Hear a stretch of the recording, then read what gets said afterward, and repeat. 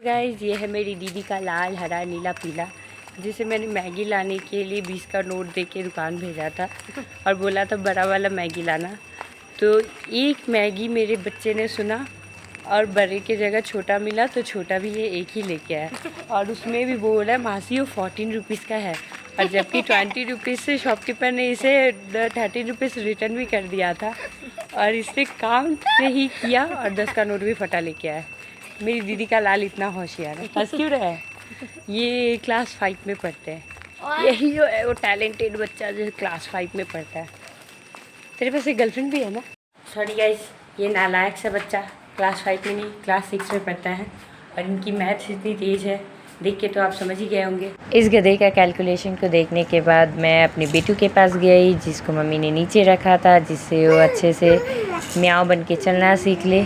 और मेरी बेटी यहाँ पे ड्रामे कर रही थी। मैं जब आई तो मैंने उसे मम्मा बोला, तब वो चलना स्टार्ट की। मेरी बेटू बहुत ही जल्दी बोर हो जाती है। उसके बाद उसको चारों तरफ खाना दिख रहा था तो मेरी बेटू ने सोचा चलो मैं स्विंग करके चली जाती हूँ। फिर मेरी बेटी ने मेरे साथ खाना के लिए युद्ध किया और उस युद्ध की विजेता मैं खुद हूँ। उसके बाद मैंने और आयुष ने मिलके रील्स बनाया और मैंने अकेले भी कुछ रील्स बनाया। उसके बाद मैंने बेबी को उठाया, उसे सेरेलैक खिलाया। फिर मैं गई दूध लाने। आज मम्मी को लेट हो गया था तो मैंने सोचा मैं ही दूध ले आती हूँ।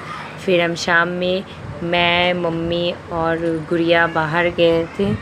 हम एक दीदी के घर गए थे, फिर उसके पास वाले शॉप से हमने कुछ सामान लिए। फिर हनुमान मंदिर जाके हमने हनुमान जी के दर्शन किए और उसके बाद हम घर जा रहे थे तभी मेरी बेबी को गाना याद आ गया तो मैंने सोचा चलो इसे भी रिकॉर्ड कर लेते हैं। और अब मेरी बेबी का गाना सुन के बताइए मेरी बेबी का गाना आपको कैसा लगा।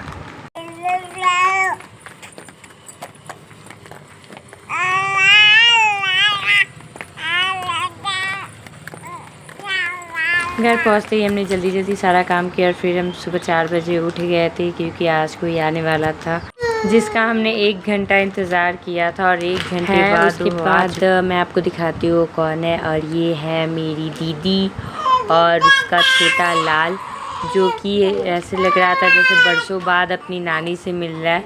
तो ये उतरते ही पहले नानी को हक किया। उसके बाद फिर ये रही मेरी दीदी 50 केजी का वज़न खींच के लाते हुए। फिर इसने मेरे बच्चे को बहुत बुरी तरीके से परेशान किया। फिर ये दोनों भाई मिलके झगड़ा करने लगे। उसके बाद मेरी बेटी ने सोचा चलो मैं सुबह सुबह एप्पल खा लेती हूँ, दांत तो है नहीं जो ब्रश करने पड़ेंगे। तो मेरी बेटी ने बहुत ही कोशिश की एप्पल को खाने की, पर मेरी बेटू से ना हो पाया। फिर हमने उसे एप्पल का एक टुकड़ा दिया, वो भी मेरी बेटू से खो गया था। तो फिर मैंने बेटू को निनिया करा दिया। तो उसके बाद दीदी और आयु भी शॉपिंग पे गए थे। उन्होंने क्या खरीदा ये मैं दिखाऊंगी आपको अपने नेक्स्ट ब्लॉग में। तो आज के लिए बस इतना ही, मिलते हैं कल, बाय।